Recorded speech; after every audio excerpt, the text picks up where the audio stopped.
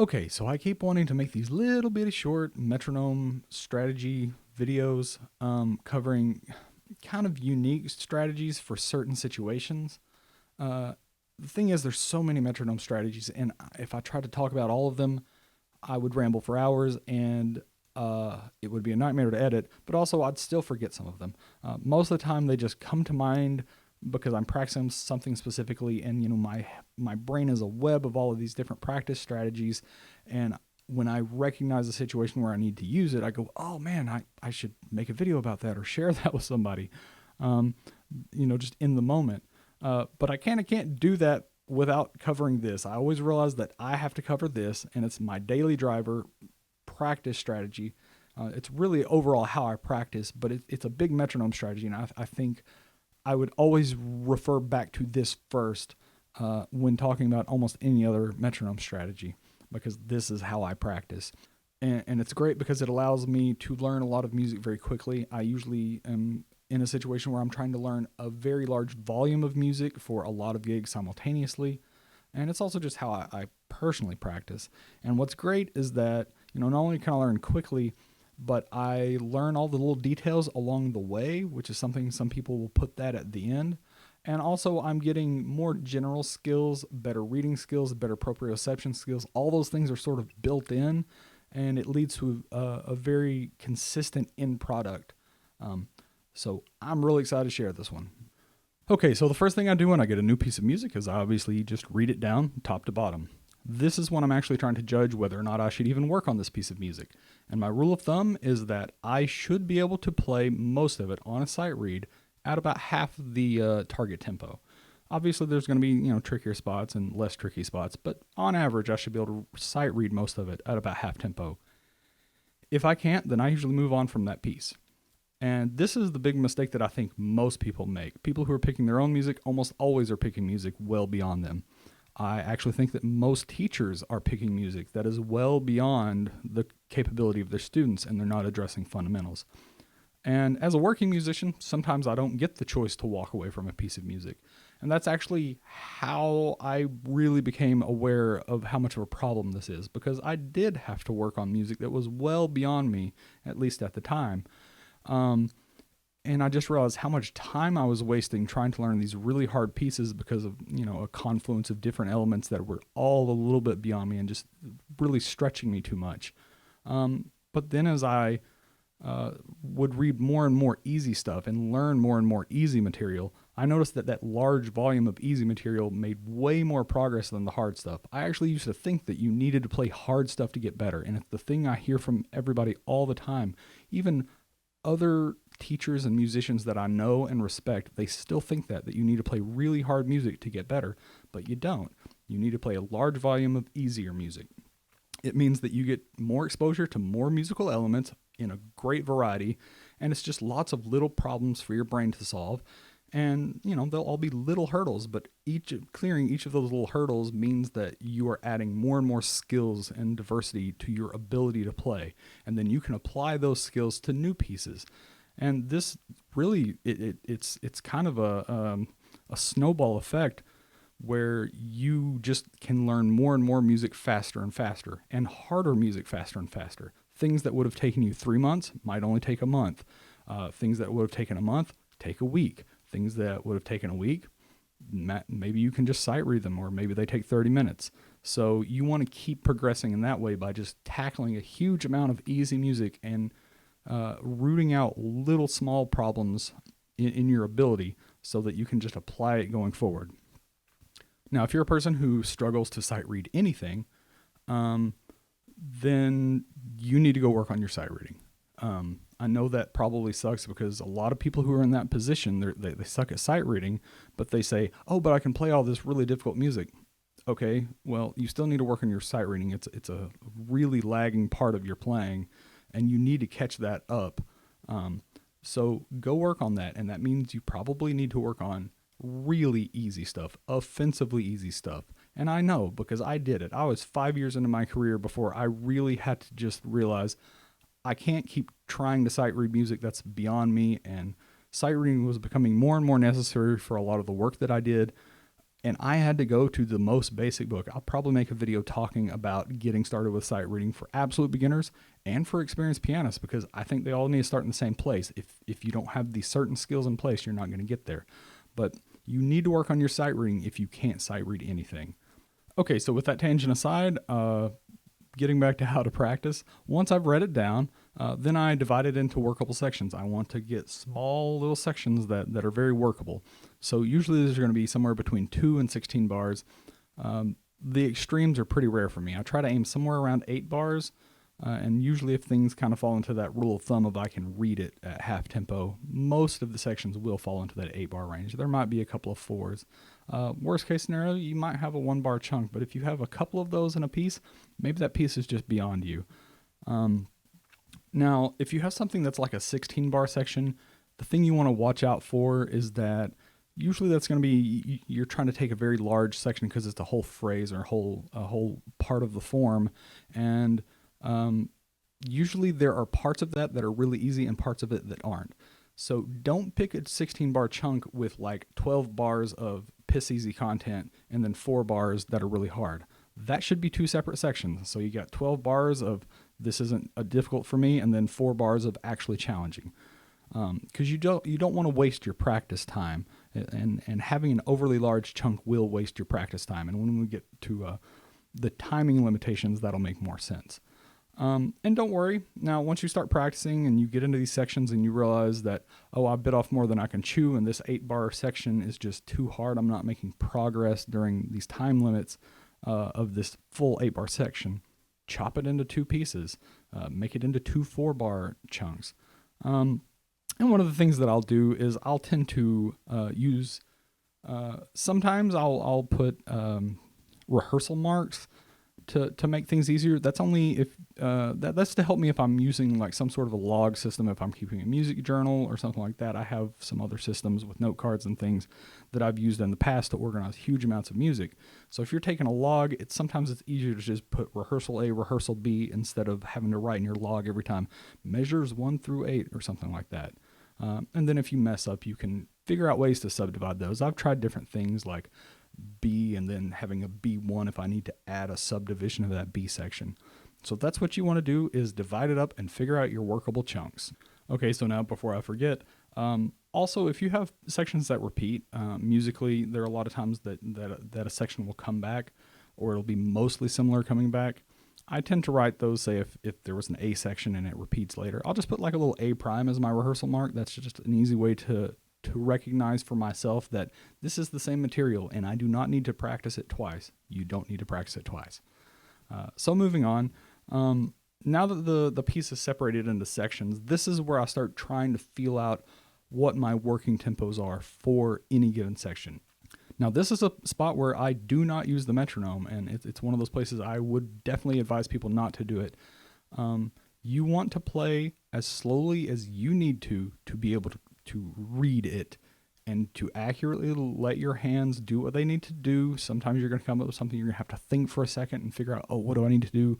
Oh, how big is this interval? Get the notes right first. The rhythm is not that important. Rhythm is such a low tier skill that you should build separately. So playing in a variable tempo isn't a problem because you can always apply correct rhythm later. But it's really messy if you start building in any sort of muscle memory for playing things wrong. So figure out what you can play kind of consistently and pick a section and kind of play at it. And you're just playing that small chunk, 4 bars or 8 bars or whatever it is. And you want to get it to a point where it's kind of consistent. Figure out what that is. And then if you have a metronome that has a tap in feature, use that. Tap in that tempo, however slow that is, so that you have a rough idea of where your starting point is. And you just want to rinse and repeat. You want to do that for each of the sections. You want to get a rough idea of what is the tempo that I can kind of play this at a consistent tempo at. And then we'll move on to the next part. Here is where things start to come together. A really important part of my practice is that I use timers, not to practice for a certain amount of time, but to limit how long I spend on any given section of music. So this is why we have these chunks and they're split out. And now I'm going to limit how much time I practice. Now there's a whole long story, and I'll probably tell it in another video sometime, about how I discovered this approach. And honestly, it was in sheer panic for a gig I had to prepare for that I was not equipped to prepare for at the time.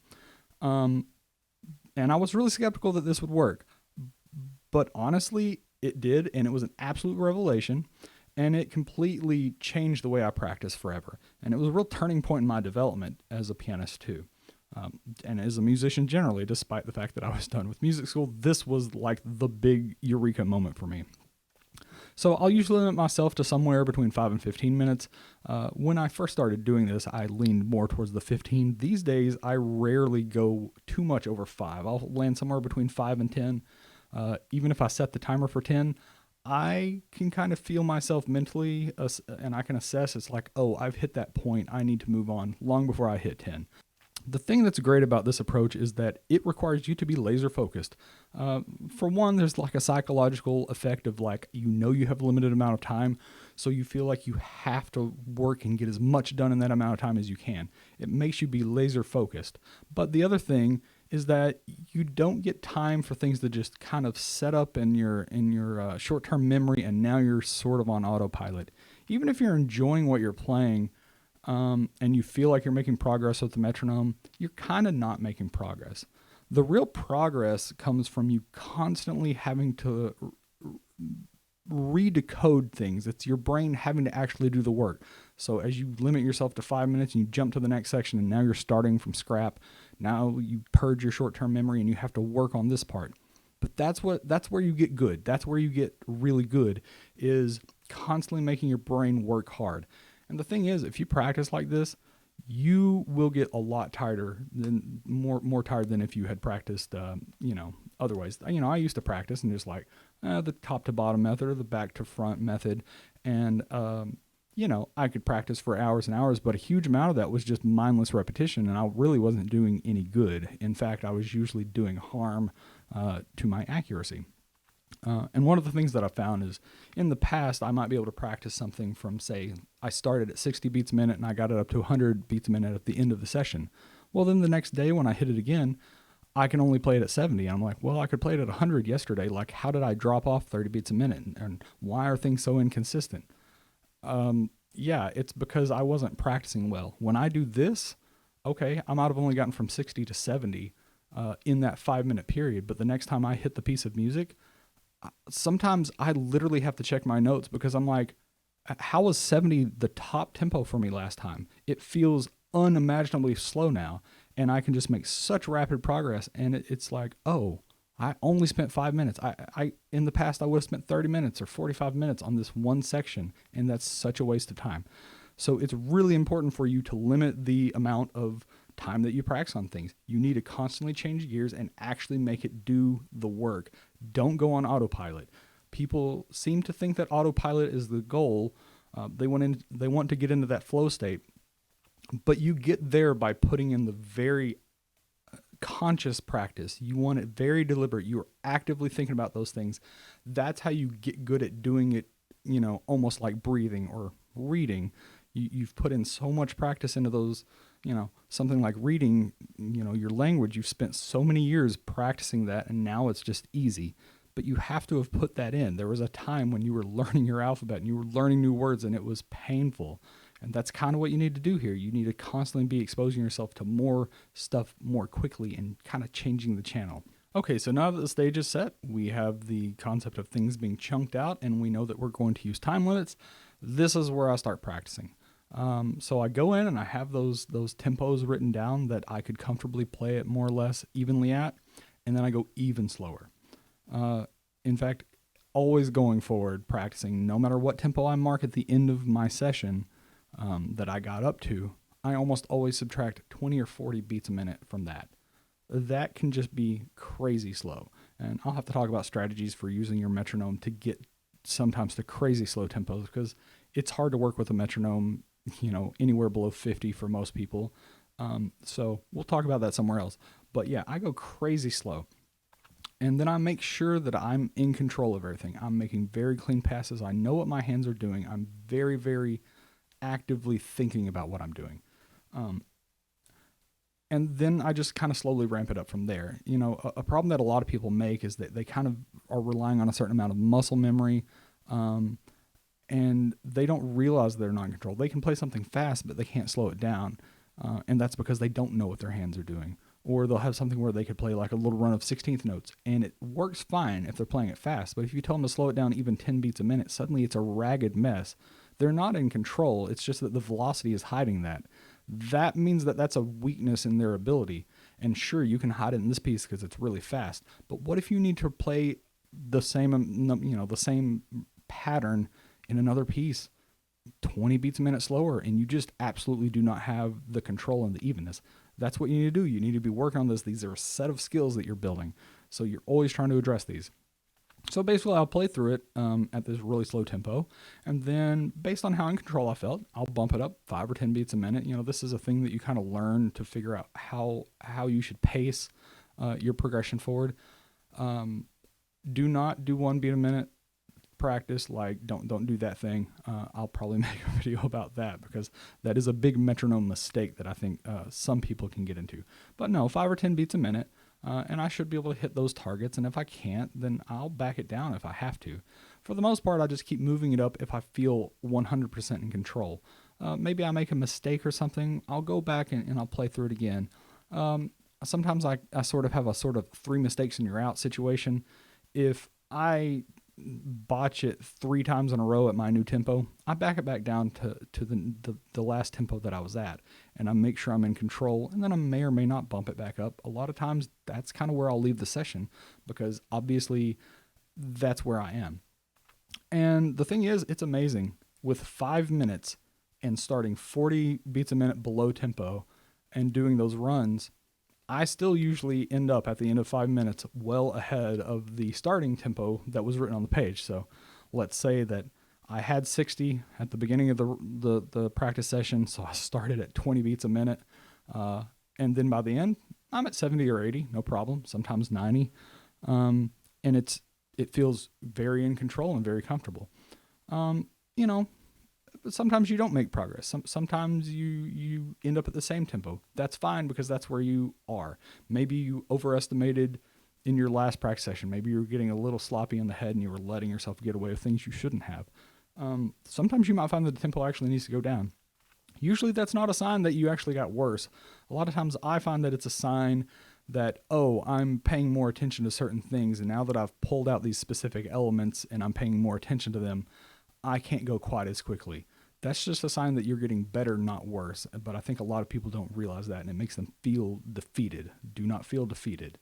Now, one thing I'll do sometimes is I will use little back-off runs where I'll start to regress the metronome and maybe like 10 beat per minute increments and just work down to the slowest tempo I started the session with. That's one of those things where sometimes I can tell that things might not be locked in, and I'll back it off, and I really make sure I'm locked in. That really, once you've been going at a really quick tempo, that will really tell you how in control you are. Because a lot of people might work up to a tempo, and as they back down, they actually don't have that control, and they'll find that it's really hard as they slow down because they had gotten into that sort of autopilot thing where the fingers were flying, but they weren't in control. So a lot of times I'll back the tempo down and make sure that everything's locked in. And it also means you're going to leave in a place where you're really in control. And that's a good place to end a practice session. And that's mostly it. You just kind of rinse and repeat. You don't force yourself past tempos that are comfortable for you. And you keep reinforcing solid, controlled playing. And I think you'll find that you'll make much more consistent progress this way. And you will find that you're always in control. You won't have nearly as many of those oh shit moments once you get up to a performance. You'll know that you can play it, because I know a lot of people run into a situation where they practice it a lot, but there's always that spot where they're like, I don't know if I'm going to get this, because they're relying on this crazy amount of muscle memory. Really, it's just procedural memory is what it is. They've gotten used to moving their hands a certain way, but if they miss one note, their next finger doesn't know where to go. Because it was all based on this little set of train tracks. And once they derail that train, they have no recovery mechanism.